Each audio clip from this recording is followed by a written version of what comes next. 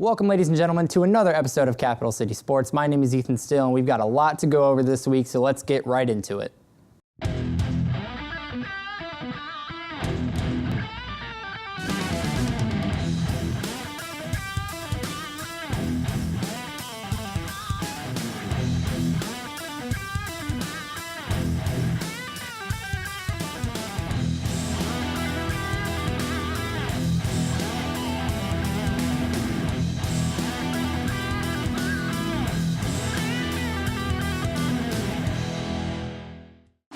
All right, so to start the week out, we had men's soccer back at Stone Stadium. They were playing Georgia State, and Perry Dominici was there covering. Perry?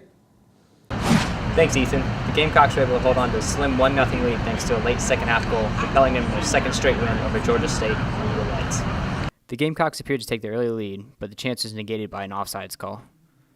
Georgia State had plenty of shots on goal, but keeper Ian McGrain kept SC within the game with 4 saves. McGrain was the difference maker on the night. His excellent play and goal kept the Gamecocks in contention in the defensive battle. The tie was finally broken in the 69th by Carolina's Luke Meyer, who fired home a beautiful goal from the outside the box to secure the win.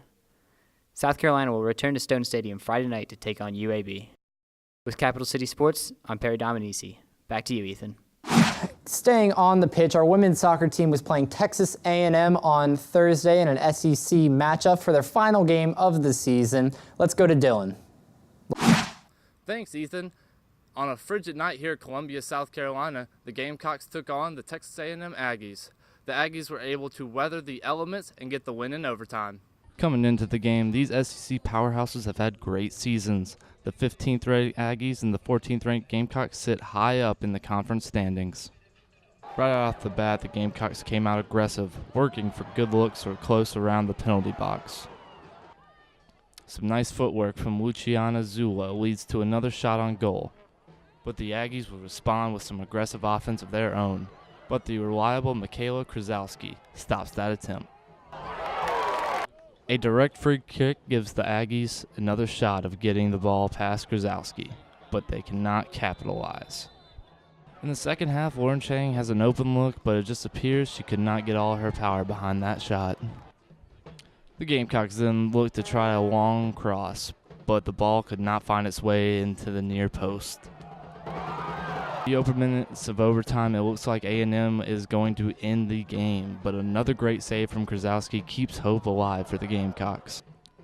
But later on, at a corner kick with very little time left in overtime, Allie Watt's header puts the nail in the coffin for the Gamecocks.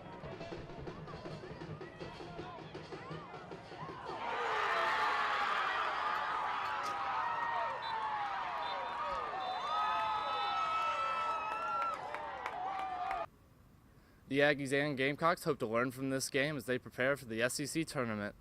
I'm Dylan Leatherwood for Capital City Sports. Back to you, Ethan. That game was a barn burner, and the soccer team now moves on to look at tournament play. Meanwhile, another transition. Basketball season is here in Columbia. The men's team is playing an exhibition game against Augusta, and Eli Brand has that coverage. On a night that was supposed to be about discovery, South Carolina had a few harsh realizations after losing to the Augusta Jaguars 77-72. But on the contrary, Coach Frank Martin said that tonight was not all bad and that it would be a great learning experience for his new young players. So this is good. I'm telling you, we stayed in what we were doing on purpose. I told them all week, I said, you won't get your you-know-what busted by Division II school. And I stayed. You know, I don't want them to call me a liar, so we stayed in what we were doing so they can, get their tails busted. And Coach Martin was not a liar, as Augusta gave South Carolina everything they could handle. The three-point line was where Augusta gave the Gamecocks most of their trouble. Deanne Williams and Tyree Myers made multiple three-point shots each and paced the Jaguars on offense. Not all was bad for the Gamecocks, though, as freshman A.J. Lawson showed flashes of what he can do. He ended up scoring 12 points in 20 minutes and impressed his teammates. I did take some positives out of it. I see AJ made some good plays on the offensive end. He couldn't save his team in the end, though, as South Carolina fell to the University of Augusta, 77-72.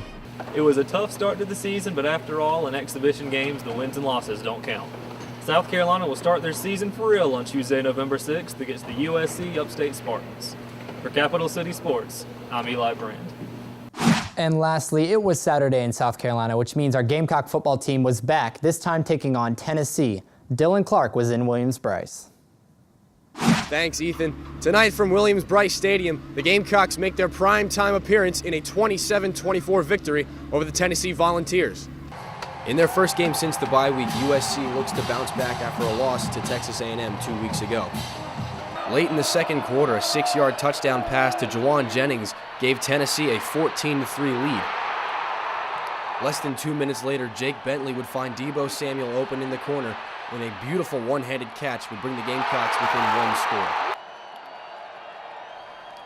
A reverse by Tennessee, carried in by Carlin Fitz-Aime, puts Tennessee up 21-9.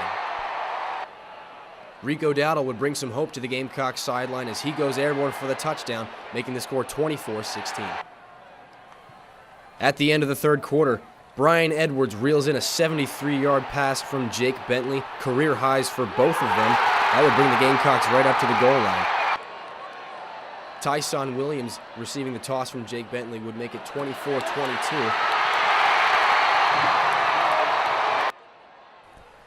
The Gamecocks would elect to go for two. Jake Bentley on the keeper ties the game for Carolina. He would be shaken up on the play but remain in the game. Tennessee would look to reclaim the lead, but a batted pass on fourth down would give the Gamecocks possession and a chance to take their first lead of the game. Parker White's second field goal of the game from 25 yards out would give Carolina that lead, 27-24, with just under 6 minutes to go. And finally, DJ Wanham, in his first game back from injury, gets his second sack of the game and locks in the result for Carolina. With that victory, the Gamecocks improved to 4-3 on the season and 3-3 in the SEC. Next week, they head down to Oxford, Mississippi to take on the Rebels. For Capital City Sports, I'm Dylan Clark. Back to you, Ethan. And that wraps it up for us this week. My name is Ethan Styll. This has been Capital City Sports, the episode. Tune in next week where we'll have women's basketball back in action for the first time this semester, along with more volleyball and soccer.